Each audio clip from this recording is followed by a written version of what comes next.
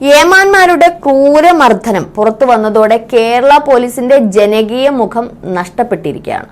പണ്ടുകാലങ്ങളിൽ ഉരുട്ടിക്കൊലപാതകവും കസ്റ്റഡി മരണവും തടവറ ഭീകരതയൊക്കെ പറഞ്ഞു കേട്ടിട്ടുള്ള ജെൻസി കുട്ടികൾക്കൊക്കെ ഇപ്പോൾ പോലീസിനെ വീണ്ടും ഭയമായി തുടങ്ങി എന്നാണ് വരുന്ന വാർത്തകളൊക്കെ. മാതൃകാ പോലീസ് സ്റ്റേഷൻ എന്ന് പറയുന്നിടത്ത് കയറി ചെല്ലാൻ ഇപ്പോൾ മുട്ടിയിടിക്കും അത്രേ. ജനമൈത്രി പോലീസ് സ്റ്റേഷൻ കൊലമൈത്രി പോലീസ് സ്റ്റേഷൻ ആക്കി എന്ന് പറയുന്നതിൽ സത്യമായില്ലേ ഇപ്പോൾ? അപ്പോൾ എല്ലാം പഴയപടി തന്നെയായി അല്ലേ? അത് അങ്ങനെ വരൂ. ഭരിക്കുന്നത് ഇരട്ടച്ചങ്കനാണ്. കൊന്നും കൊലവിളിച്ചും രാഷ്ട്രീയത്തിന്റെ കളികളും തന്ത്രങ്ങളും മനഃപ്പാടമാക്കിയവർ അല്ലേ എന്ന ചോദ്യമാണ് ഇതിന് ഉത്തരമെന്ന് സംശയിക്കേണ്ടിയിരിക്കുന്നു.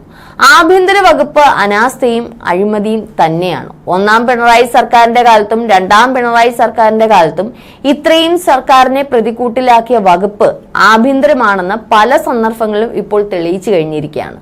ദുർബലമായ വകുപ്പും ദുർബലമായ മന്ത്രിയും ആഭ്യന്തര മന്ത്രി തന്നെയാണ്. ആഭ്യന്തര വകുപ്പ് പിണറായിയുടെ കയ്യിൽ സേഫ് അല്ല എന്നുള്ളതാണ് ഇതിൽ നിന്നുമൊക്കെ മനസ്സിലാക്കേണ്ടത്. ഒന്നാം പിണറായിയുടെ കാലത്ത് 11ഉം രണ്ടാം പിണറായി സർക്കാരിന്റെ കാലത്ത് 6 കസ്റ്റഡി മരണങ്ങളാണ് നടന്നിട്ടുള്ളത്. ഞെട്ടിക്കുന്ന കണക്കുകളാണ്.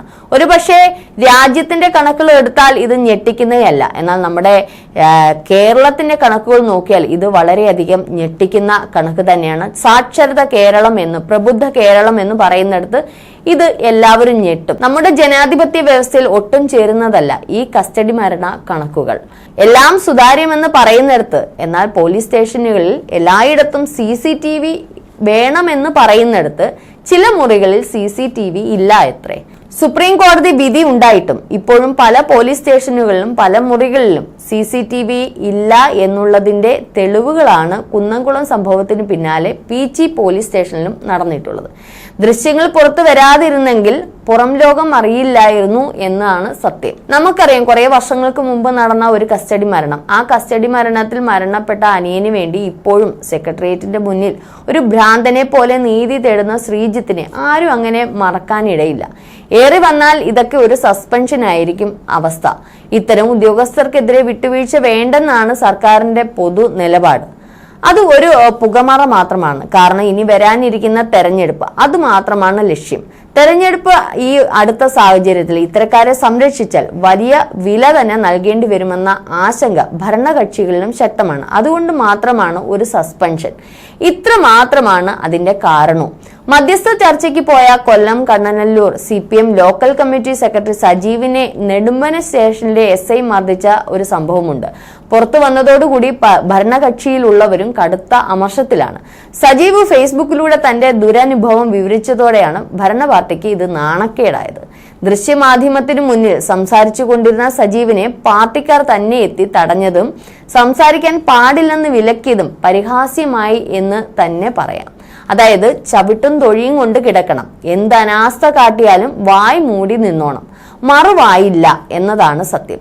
കമ്മ്യൂണിസ്റ്റ് പ്രസ്ഥാനം, തൊഴിലാളി വർഗ പ്രസ്ഥാനം, പാവങ്ങളുടെ പാർട്ടി എന്ന് ഘോരം പ്രസംഗിക്കുന്ന പാർട്ടിയിലെ അംഗത്തിന്റെ അല്ലെങ്കിൽ അംഗങ്ങളുടെ അവസ്ഥ ഇതൊക്കെ തന്നെയാണ്. ഇനി ആരോപണ വിധേയർക്കെതിരെ ഉടനടി നടപടി ഉണ്ടാകുമെന്ന ഈ ഒരു നിലപാടുണ്ടല്ലോ, അതൊരു ക്ലീശയായി മാറിക്കൊണ്ടിരിക്കുകയാണ്. സംഘടനാ ബലം ഇക്കൂട്ടർക്ക് തണലാകുന്നു എന്നതാണ് ഇതിന്റെ സത്യം. ഇതിനൊക്കെ ഉപരിയായിട്ട് ഒന്ന് മാത്രമേ പറയാനുള്ളൂ. അടിയന്തരാവസ്ഥ കാലത്തെ പറ്റി ഘോരമായി പ്രഭാഷണങ്ങളും പ്രസംഗങ്ങളും നടത്തുന്ന അങ്ങയുടെ മുന്നിൽ തന്നെയല്ലേ പീഡന അനുഭവ കഥകളൊക്കെ? ആ വേദനകൾ ഇന്നും അങ്ങയുടെ മുന്നിൽ തന്നെ ഇല്ലേ എന്നൊരു ചോദ്യമാണ് ചോദിക്കാനുള്ളത്. നിലവിൽ മുഖ്യമന്ത്രിയുടെ വകുപ്പിൽപ്പെട്ട കസ്റ്റഡി മരണങ്ങൾ കൂടാൻ കാരണം അങ്ങ് തന്നെയല്ലേ? പ്രതികളെ രക്ഷപ്പെടുത്തുന്ന തരത്തിൽ കണ്ണടയ്ക്കുന്ന അങ്ങ് ഒരിക്കൽ അനുഭവിച്ച പീഡന കഥകൾ മറന്നോ എന്നൊരു ചോദ്യമാണ് ബാക്കി നിൽക്കുന്നത്. രാജനും രാജന്റെ അച്ഛനും ഇന്നും കണ്ണീരോടെ നിൽക്കുമ്പോൾ വീണ്ടും അതേ രാജന്മാരെ സൃഷ്ടിക്കപ്പെടുന്ന പോലീസ് സ്റ്റേഷനുകൾ പെരുകുകയാണ്. തടവറയിലെ പീഡനങ്ങൾ ക്രൂരമാവുകയാണ്. മാതൃകാ പോലീസ് സ്റ്റേഷൻ എന്ന പേർ മാറ്റേണ്ടിയിരിക്കുന്നു. നിയന്ത്രണമില്ലാത്ത പോലീസ് ഏമാന്മാരെ കൂച്ചുവിലങ്ങ് അണിയിക്കേണ്ട സമയമായിരിക്കുന്നു. കുറച്ചുനാൾ മുമ്പ് നടന്ന ഒരു സംഭവമാണ്. ഭക്ഷണത്തിന് ഗുണനിലവാരമില്ലെന്ന് ആരോപിച്ച് അവിടെ ഒരു തർക്കമുണ്ടാകുന്നു. ആ ഹോട്ടൽ ഉടമകൾ തന്നെ സ്റ്റേഷനിൽ അറിയിച്ചിട്ടും പോലീസ് എത്തുന്നില്ല. അതിനുശേഷം ജീവനക്കാർ മർദ്ദിച്ചെന്ന് ആരോപിച്ച് 2 വ്യക്തികൾ പരാതികൾ നൽകുന്നു. സ്റ്റേഷനിലേക്ക് വീണ്ടും ഹോട്ടൽ മാനേജറെ ഉൾപ്പെടെ വിളിപ്പിക്കുന്നു. ഹോട്ടൽ മാനേജറെയും ഡ്രൈവറെയും അടിക്കുന്നു. പിന്നാലെ സ്വന്തം വീട്ടിൽ വെച്ച് പരാതിക്കാർക്ക് ഈ ഹോട്ടൽ ഉടമ ഉൾപ്പെടെ പണം കൈമാറുന്നു. അതായത് ഇര പ്രതിയാകുന്ന ദൃശ്യങ്ങൾ.